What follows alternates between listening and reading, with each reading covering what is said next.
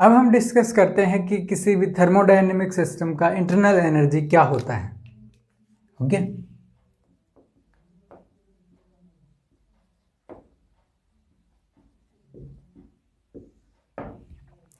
Internal energy है किसी भी थर्मोडायनेमिक सिस्टम का, वो हमें डायरेक्टली ना तो एक्सपीरियंस होता ना हम उसको मेजर कर पाते।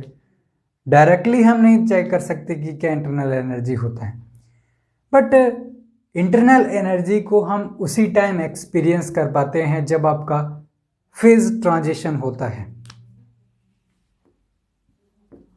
ऑब्जर्व्ड व्हेन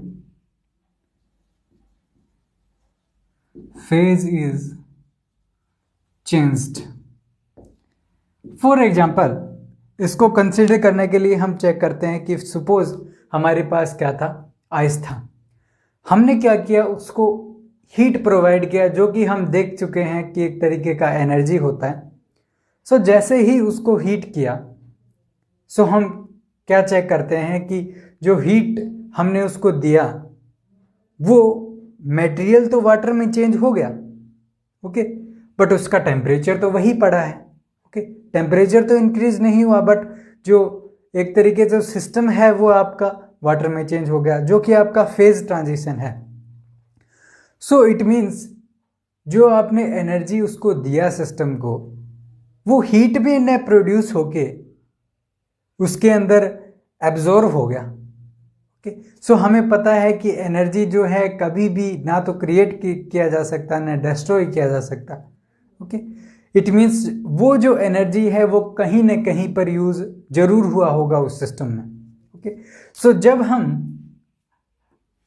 आइस से आप वाटर में चेंज करते हो सिस्टम को, देन आपका जो 92 सेंटीमीटर क्यूब पर ग्राम, ये क्या होता है आपका specific volume, because volume centimetre cube हो जाता है।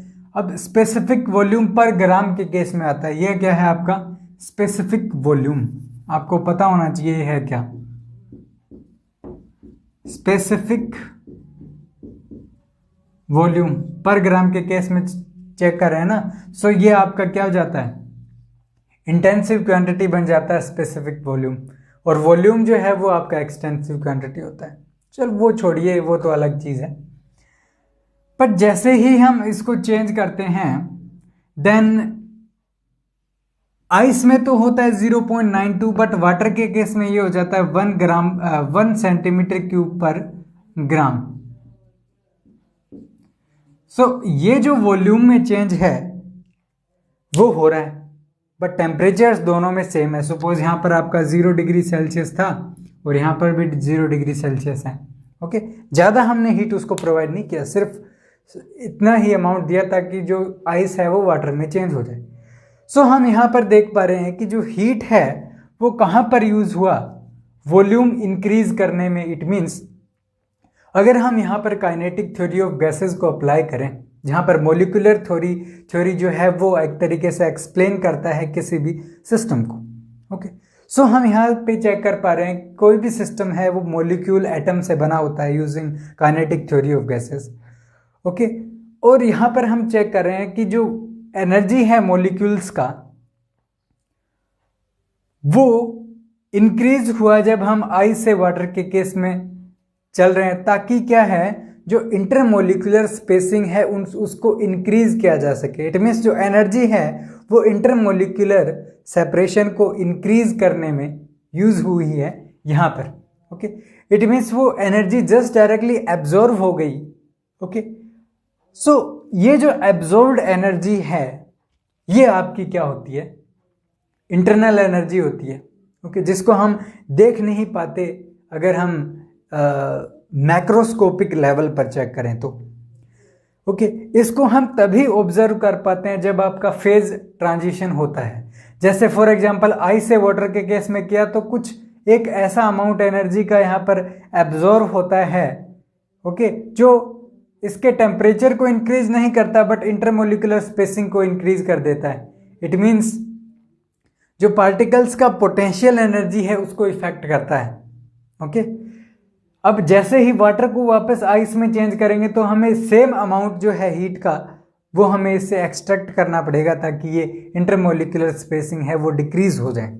ओके, सो ये जो एनर्जी है ये यहाँ पर जो एब्जॉर्ब हुई ये आपका इंटरनल एनर्जी होती है। अब हम चेक करते हैं इसको डीपली चेक करते हैं कि आपका जो ये इंटरनल एनर्जी है ये होता क्या है। इंटरनल एनर्जी है वो दो तरीके से बनता है, इसके अंदर प्लस आपका एक तो पोटेंशियल एनर्जी होगा प्लस काइनेटिक एनर्जी होगा। काइनेटिक एनर्जी है वो आपका मॉलिक्यूलर मोशन को एक्सप्लेन करता है। ओके, कि जैसे ही आपने उसको हीट दिया तो पार्टिकल्स हैं वो आपके लार्ज वेलोसिटी से मूव करने लग जाते हैं। ओके, बट पोटेंशियल एनर्जी क्या होता है कि आपका इंटरमोलिकुलर स्पेसिंग और जब इंटरमोलिकुलर अट्रैक्शंस आ जाते हैं वहां पर आपका पोटेंशियल एनर्जी आता है। और ये जो पोटेंशियल एनर्जी हमने कहाँ पर ऑब्जर्व की थी, यहाँ पर, जब आपका क्या होता है फेज ट्रांजिशन होता है। ओके, इंटरमोलिकुलर स्पेसिंग इंक्रीज हो जाती है। सो ये तो है आपका इंटरमोलिकुलर इंट्रैक्शन, और ये जो है ये आपका क्या है मोशन ऑफ मॉलिक्यूल्स। सो ये दो चीजें हैं, ये दोनों चीजें मिलके आपका इंटरनल एनर्जी को बनाते हैं। ओके, ये आपका इंटरनल काइनेटिक एनर्जी है, ये आपका इंटरनल पोटेंशियल एनर्जी है। ओके, सो इस तरीके से हमने इंटरनल एनर्जी को एक्सप्लेन किया कि होता क्या है इंटरनल एनर्जी। ओके, अब देखिए कि इंटरनल एनर्जी एक तरीके से माइक्रोस्कोपिक लेवल पर एक क्वांटिटी है। सो इस क्वांटिटी के वैल्यू में इंटरेस्टेड न होकर हम इसके चेंज में इंटरेस्टेड होते हैं कि कितना चेंज हुआ है आपके सिस्टम में। ओके, अब ये जो चेंज है आपकी इंटरनल एनर्जी में ये कब पॉसिबल हो सकता है, जब आप एक तरीके से थर्मल इंटरेक्शन करो। ओके, जिससे कि आपका काइनेटिक एनर्जी या फिर पोटेंशियल एनर्जी इफेक्ट हो सकता है। तो इसके अंदर मेथड्स जो हैं वो क्या आते हैं इंटरनल एनर्जी को चेंज करने के लिए। सबसे पहला आता है आपका थर्मल इंटरेक्शन।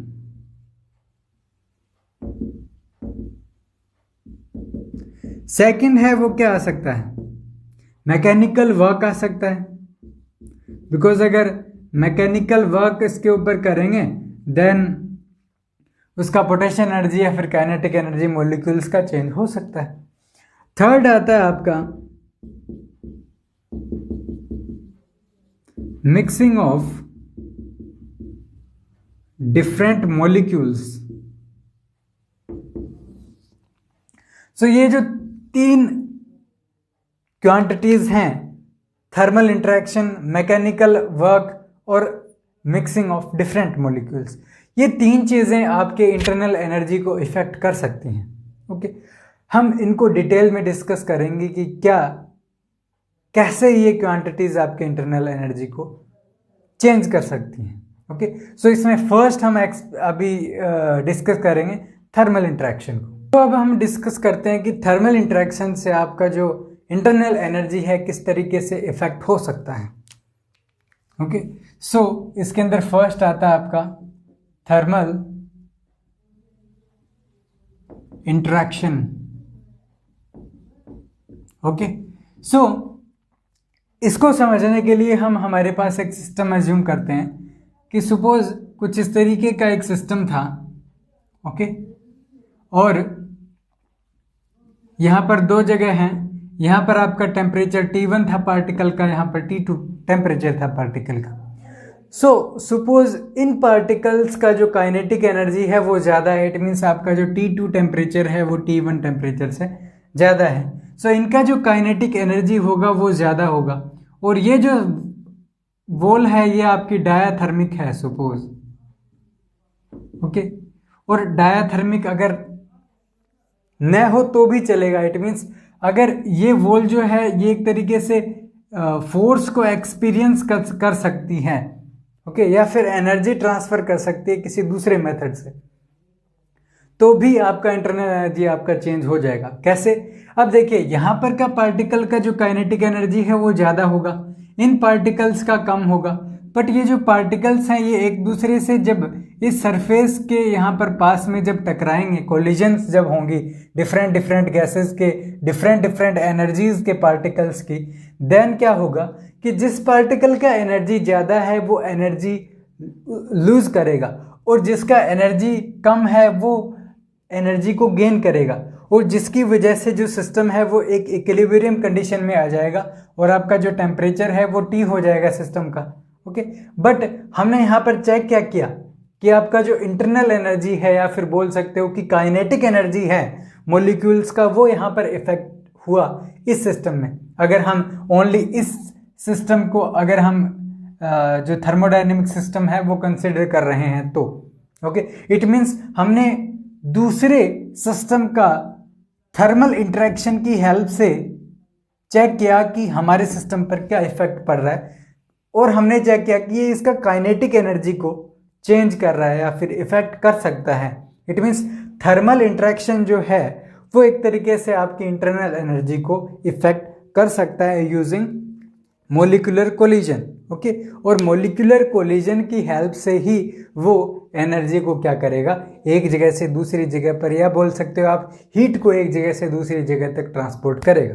ओके, अब एक इंपॉर्टेंट क्वेश्चन और आता है कि क्या हीट को एक जगह से दूसरी जगह तक ट्रांसपोर्ट होने में किसी भी तरीके का मीडियम का जरूरत पड़ेगा? बिकॉज यहाँ पर तो मीडियम लेके चल रहे हैं, कोई भी दो डिफरेंट डिफरेंट गैसेस हैं जहाँ पर मोलिक्यूल हैं जो कि एक सिस्टम को या फिर आप एक मीडियम को रिप्रेजेंट करते हैं। सो क्या ये ज़रूरी है कि वहाँ पर आपका कोई ना कोई सिस्टम या फिर मीडियम होना चाहिए? इसका आंसर आता है कि फॉर एग्जांपल जो सोलर रेडिएशन है वो देखिए कि बहुत ज़्यादा डिस्टेंस से ट्रैवल करके अर्थ के ऊपर आता है। इट मीन्स वो हीट को तो ट्रांसफ़र कर रहा है, बट किसी भी मीडियम का वहाँ पर एक तरीके से रिक्वायरमेंट नहीं है। इट मीन्स हीट भी जो है वो एक तरीके से उसको मीडियम का रिक्वायरमेंट नहीं होता ट्रांसफ़र होने में। ओके, ये एक इम्पोर्टेंट पॉइंट था। अब हम डिस्कस करते हैं कि जो आपका मैकेनिकल वर्क है वो किस तरीके से आपकी इंटरनल एनर्जी को इफेक्ट कर सकता है। ओके, हमारा जो सेकंड पॉइंट है वो आता है आपका मैकेनिकल वर्क। मैकेनिकल वर्क देखिए किस तरीके से इफेक्ट करेगा। हमें पता है कि जो वर्क डन है वो एक तरीके का एनर्जी होता है। एक तरीके की एनर्जी है दूसरे तरीके से चेंज हो सकती है। इट मीन्स जो मैकेनिकल वर्क है वो हीट में चेंज हो सकता है, या फिर आप बोल सकते हो जो मैकेनिकल वर्क है वो एक तरीके से आपकी जो इंटरनल एनर्जी होगी उसको एक तरीके से क्या कर सकता है, इफेक्ट कर सकता है, उसको चेंज कर सकता है। ओके, मैकेनिकल वर्क देखिए कितने तरीके का हो सकता है। मैकेनिकल वर्क है वो डिफरेंट तरीके का हो सकता है depending upon the system. For example अगर हमारा गैसियस सिस्टम है जिसके अंदर हमारा सपोज कुछ इस तरीके से पिस्टन लगा हुआ था, ओके, और सपोज यहाँ पर पिस्टन था, यहाँ पर आपका जो गैसियस सिस्टम है वो था, यहाँ पर प्रेशर सपोज P था। ओके, अगर प्रेशर कांस्टेंट रखें अगर हम, और जैसे ही इस पिस्टन को इस पॉइंट पे लेके चलेंगे, ओके, सपोज ये आपका dV वॉल्यूम जो है वो चेंज हुआ, देन P डेल्टा V जो है वो एक तरीके से आपका वर्क डन हो जाता है सिस्टम के ऊपर। ओके, और ये वर्क डन जो हमने वर्क किया, यहाँ पर प्रेशर कांस्टेंट हमने रखा। होता क्या है कि इक्वेशन ऑफ स्टेट से कि P, V और T जो है वो एक तरीके से फंक्शन होते हैं एक दूसरे से रिलेटेड। अगर आपका P कांस्टेंट है, V आपका चेंज हो रहा है, इट मीन्स आपके T को चेंज जरूर होना पड़ेगा। इट मीन्स आपका जो टेम्परेचर है इस सिस्टम का वो चेंज होगा। ओके, सिस्टम का टेम्परेचर जो है वो एक तरीके से काइनेटिक एनर्जी रिप्रेजेंट करता है मॉलिक्यूल्स का। सपोज 3/2 kBT गैसीय सिस्टम में हमने काइनेटिक थ्योरी ऑफ गैसेस में चेक किया था कि आपका जो टेम्परेचर है वो उस सिस्टम की काइनेटिक एनर्जी को इफेक्ट कर सकता है, एज वेल एज आपकी पोटेंशियल एनर्जी है उसको भी। फॉर एग्जांपल फेज ट्रांजिशन जो है उसको हमने डिस्कस किया था कि इंटरमोलिकुलर स्पेसिंग को चेंज कर सकता है टेम्परेचर में चेंज। सो यहाँ पर हम देख पा रहे हैं कि इस सिस्टम में जहाँ पर हमने मैकेनिकल वर्क किया, ओके, वहाँ पर आपका सिस्टम का इंटरनल एनर्जी है वो चेंज हो रहा है। इट मीन्स मैकेनिकल वर्क है वो आपका चेंज कर सकता है किसी भी सिस्टम का इंटरनल एनर्जी। अब देखिए ये तो आया सिंगल सिस्टम, गैसीय सिस्टम। अब यहाँ पर होता क्या था कि फॉर एग्जांपल इसको हमने जैसे ही कंप्रेस किया, सो ये जो पार्टिकल्स हैं जैसे ही यहाँ पर स्ट्राइक करेंगे, सो क्या करेंगे, हीट जनरेट करेंगे। हीट जनरेट होने की वजह से ही आपका काइनेटिक एनर्जी इंक्रीज होगा। सो ये तो आपका गैसीय सिस्टम हो जाता है। कई बार होता क्या है कि आपका फोर्स जो है वो आपका डिफरेंट हो जाता है। यहां पर तो हमारा क्या था, F dot S is equal to P delta V था ना, ये हमारा वर्क डन था। कई केसेस में होता है कि आपका जो फोर्स है वो डिफरेंट होता है। फॉर एग्जाम्पल अगर आप कंसिडर करो टेंशन में, लीनियर टेंशन, उस केस में क्या होता है कि आपका जो सपोज T हमारा टेंशन था, T डॉट dl जो डिस्टेंस है वो हमारा W वर्क डन आ जाता है। ओके, सरफेस टेंशन के केस में वर्क डन जो है वो किसके इक्वल आ जाता है, यहां से सिग्मा इंटू dA, ये आपका वर्क डन आ जाता है।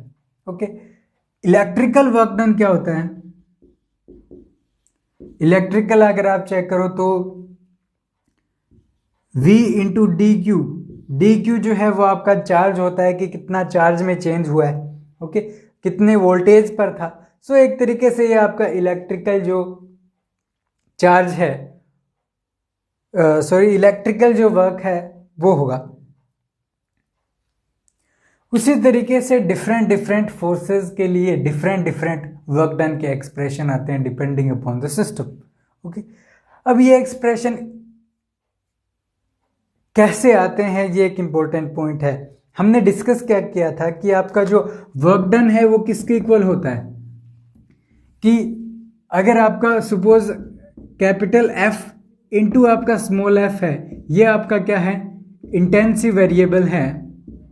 ओके, ये आपका एक्सटेंसिव वेरिएबल है।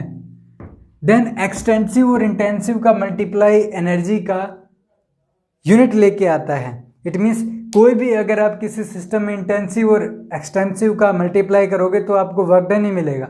सो मैकेनिकल वर्क जो है आप इसकी हेल्प से फाइंड आउट कर सकते हो। ओके, बट हमारे पास क्या है, हमें सिर्फ इस टर्म में इंटरेस्टेड हैं कि आपका अगर इंटेंसिव वेरिएबल अगर प्रेशर हो और आपका वॉल्यूम एक्सटेंसिव वेरिएबल हो तो W is equal to P delta V, जो वर्क डन होगा वो हमारे पास आ जाता है। ओके, हम सिर्फ इसी के अंदर ही इंटरेस्टेड हैं कि पी डेल्टा वी जो है वो आपका वर्क डन होगा। अब पी डेल्टा वी क्यों होगा, अगर आप इसको चेक करना चाहो तो आप भी चेक कर सकते हो कि W is equal to P को F डिवाइडेड बाई ए लिख सकते हो into D V. Okay, D V क्या होता है, A इंटू डी एल होता है, तो आपका F डॉट डी एल आ जाता है जो कि वर्क डन का यूनिट है। ओके, इसमें कोई प्रॉब्लम नहीं होना चाहिए, सिंपल 12th लेवल का फिजिक्स है इसके अंदर। ओके, सो ये जो मैकेनिकल वर्क है हमने चेक किया किसी भी सिस्टम की इंटरनल एनर्जी को इफेक्ट कर सकता है। अब हम डिस्कस करेंगे कि कैसे जो मटेरियल का एक्सचेंज है या फिर मिक्सिंग ऑफ डिफरेंट मॉलिक्यूल्स की वजह से कैसे आपका इंटरनल एनर्जी है वो चेंज हो सकता है। अब हम डिस्कस करते हैं डिफ्यूजिव इंटरेक्शन जो है वो किस तरीके से आपकी इंटरनल एनर्जी को इफेक्ट करता है। थर्ड पॉइंट है हमारा डिफ्यूजिव इंटरेक्शन। अब डिफ्यूजिव इंटरेक्शन क्या होता है, डिफ्यूजिव इंटरेक्शन होता है कि आप किसी भी गैसीय सिस्टम या किसी थर्मोडायनेमिक सिस्टम में किसी दूसरे मटेरियल के मॉलिक्यूल्स को एक तरीके से आप क्या करते हो उसके अंदर डिफ्यूज करते हो किसी सिस्टम के अंदर, वो जो प्रोसेस है वो आपका डिफ्यूजिव प्रोसेस होता है। ओके, सो हम चेक करेंगे कि डिफ्यूजिव जो प्रोसेस है या फिर डिफ्यूजिव जो इंटरेक्शन है वो किस तरीके से आपकी इंटरनल एनर्जी को चेंज कर सकता है। इसको समझने के लिए हम सबसे पहले कंसिडर करते हैं कि सपोज हमारे पास एक आइसोलेटेड मॉलिक्यूल है गैस का या फिर जो सिस्टम है उसका। ओके, सो सपोज ये मॉलिक्यूल था। ओके, ये दूसरे मॉलिक्यूल को क्या करेगा, अट्रैक्ट करेगा ना, कि जैसे ये इसका डिस्टेंस था, सपोज एक्स डिस्टेंस था। ओके, सो वैसे इसको ओनली एक्स डायरेक्शन में लेके चलते हैं। सो एक मॉलिक्यूल ये था, एक ये था। सो ओनली एक्स डायरेक्शन में ये जो एक्स डिस्टेंस है, ओके, ये इसके ऊपर फोर्स कुछ ना कुछ लगाएगा जैसे ही पार्टिकल ये यहाँ आएगा। ओके, बिकॉज दोनों के बीच में किसी न किसी तरीके का इंट्रैक्शन तो है। ओके, सो अगर हम इसको कंसिडर करें इस मॉलिक्यूल को, तो ये फोर्स लगा रहा है, इट मीन्स कुछ ना कुछ इसका पोटेंशियल एनर्जी होगा, तभी ये इसको इस डायरेक्शन में मूव करवा रहा है। इट मीन्स अगर सपोज मैं इसका पोटेंशियल एनर्जी कर्व बनाना चाहूं, ये मेरा इस डायरेक्शन में x था, यहां पर ये मेरा ux लिख सकते हैं अपन इसको ux, कि x के साथ u जो है वो चेंज हो रहा है। ओके, जब आप इसको कंसिडर करोगे तो आपको कुछ इस तरीके से कुछ ना कुछ कर्व जरूर मिलेगा। ओके, ये कुछ इस तरीके से क्या होगा, ये कुछ इस तरीके से डिक्रीज करता रहेगा, शार्प डिक्रीज नहीं होगा, कुछ इस तरीके से। ये आपका जीरो पोटेंशियल एनर्जी का पॉइंट है सपोज। ओके, अब पोटेंशियल एनर्जी को मेजर करने के लिए अगर आप मैकेनिक्स में आपने स्टडी किया हो तो आपको पता होगा कि पोटेंशियल एनर्जी को आप किसी ऐसे रेफरेंस पॉइंट से मेजर करते हो जहां पर आपका पोटेंशियल एनर्जी जो है वो मिनिमम हो। ओके, सो यहां पर देखिए मिनिमम एनर्जी कहां पर है, ये वाला जो पॉइंट है ये आपका मिनिमम एनर्जी पॉइंट है। इस पॉइंट को हम म्यू से रिप्रेजेंट करते हैं।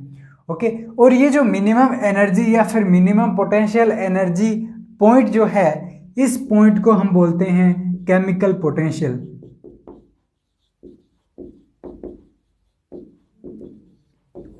आप स्टैटिस्टिक्स में भी इस टर्म को एक तरीके से डिस्कस करोगे कि केमिकल पोटेंशियल क्या होता है। थर्मोडायनेमिक्स में भी हम इसको डिस्कस करते हैं कि पोटेंशियल क्या होता है, केमिकल पोटेंशियल। सो ये जो है ये आपका मिनिमम पोटेंशियल एनर्जी जो पॉइंट है वो आपका केमिकल पोटेंशियल होता है। इट मीन्स इसी पॉइंट से ही हम जो पोटेंशियल एनर्जी है उसको हम मेजर करेंगे, यही हमारा रेफरेंस पॉइंट होगा इसके अंदर। ओके, अब सपोज ये तो सिंगल पार्टिकल है, हमने आइसोलेट किया इस पार्टिकल को। अब ये तो है नहीं कि किसी सिस्टम में वो पार्टिकल आइसोलेट ही रहेगा। ओके, उसके पास बहुत सारे पार्टिकल्स होंगे सराउंडिंग्स में।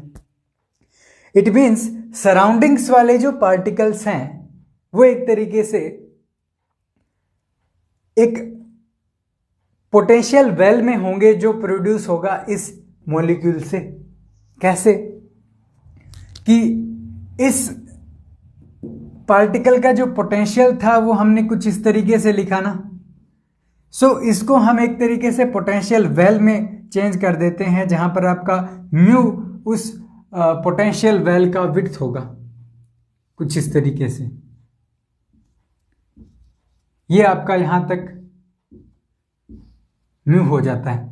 ओके, सो देखिए कोई भी पार्टिकल इसके नजदीक आएगा, ओके, तो हो सकता है कि वो यहाँ पर ट्रैप ही रह जाए इसके चारों तरफ, या फिर वो बाहर भी जा सकता है। नॉर्मली क्या होता है, पार्टिकल्स जो हैं वो ट्रैप होते नहीं है, बिकॉज म्यू का जो वैल्यू होता है बहुत कम होता है, जिसकी वजह से क्या है पार्टिकल पोटेंशियल से इफेक्टेड तो हो जाते हैं बट ट्रैप नहीं हो पाते। ओके, उसी वजह से अब ये जो पोटेंशियल वेल है इसको आप डिटेल में डिस्कस करते हो क्वांटम फिजिक्स में, बट वो हमारा यहाँ पर डिस्कस करने का पार्ट नहीं है। बट एक तरीके से हम डिस्कस करें कि ये पोटेंशियल वेल होता क्या है, ये एक तरीके से वेल ही होता है जिसके अंदर आपका पोटेंशियल जो है वो नेगेटिव एनर्जी को रिप्रेजेंट करता है। इट मीन्स अगर आप इस पोटेंशियल वेल से बाहर आना चाहते हो तो आपको इसके इक्वल अमाउंट एनर्जी आपको देना पड़ेगा। ओके, सो हम इसके अंदर अज्यूम करते हैं कि हमारा जो पार्टिकल है वो कुछ यहाँ तो नहीं होगा बट यहाँ होगा सपोज। ओके, इस पार्टिकल का एनर्जी जो है वो म्यू से ज़्यादा ही होगा। सो हम क्या कह सकते हैं कि इस पार्टिकल का जो ई जो एनर्जी है, टोटल एनर्जी, वो आपका म्यू प्लस ये अमाउंट ऑफ एनर्जी है, इसको हम बोल सकते हैं ई टी एच। अब देखिए ये जो आपका एनर्जी होगा ई, वो आपके ई टी एच और म्यू का दोनों का सम होगा। ओके, सो आपका जो टोटल एनर्जी है पार्टिकल का वो E is equal to mu plus E T H. E T H क्या है? आपका थर्मल एनर्जी है उस पार्टिकल का। ओके, थर्मल एनर्जी है उस पार्टिकल का, ये आपका केमिकल पोटेंशियल हो जाता है। ये एनर्जी है पार्टिकल का। अब ये जो आपका ई टी एच जो है आपका थर्मल एनर्जी है, ये आपका सम होगा